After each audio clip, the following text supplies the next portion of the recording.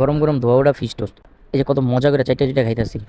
কিন্তু বাসায় যদি এই মাছটাই মনে করেন রাইন্দা দিত বা ভাইজা দিত, আমি জীবনে খাইতাম না। আমি না, আমার তো এমন অনেকে আছে যে এই মাছটা খাইতো না, কারণ বলতেছি। তার আগে কোথায় গিয়া খাইলাম ওইটা বলি। এটা হচ্ছে চিলক্সের ভিতরে। কিছুদিন আগে স্বাধীন আর রিয়াদ সহ চলে গেছিলাম ওয়ারির চিলক্সে।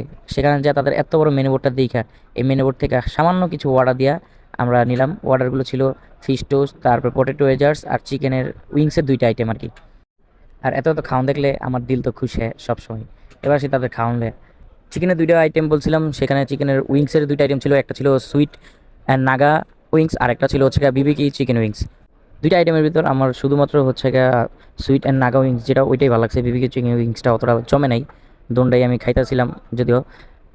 তবে আমার কেন কেন জানি মনে হয় এই চিলক্স কন, কুদোস কন, খানাস কন যেগুলোই হোক, এদের উইংসের দামগুলো অতিরিক্ত বেশি, অনেক বেশি নিয়ে নেয় দাম। প্রাইসিং লেভেলটা এদের খাবারের মান অনুযায়ী অনেক বেশি হয়ে থাকে সবসময়।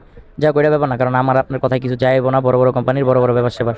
এবার আসি ফিশ টোস্ট নিয়ে। ফিশ টোস্ট কেন বললাম যে এটা বাসায় অনেকে রান্না করলে খাইবো না, কারণ ক্লিয়ার যেন মনে হয় এই ফিশ টোস্টটা তৈরি করে পাঙ্গাস মাছ দেয়, যে পাঙ্গাস মাছটা আমরা ম্যাক্সিমাম মানুষই অপছন্দ করি, আবার অনেকে পছন্দ করে, অনেক বেশি পছন্দ করে।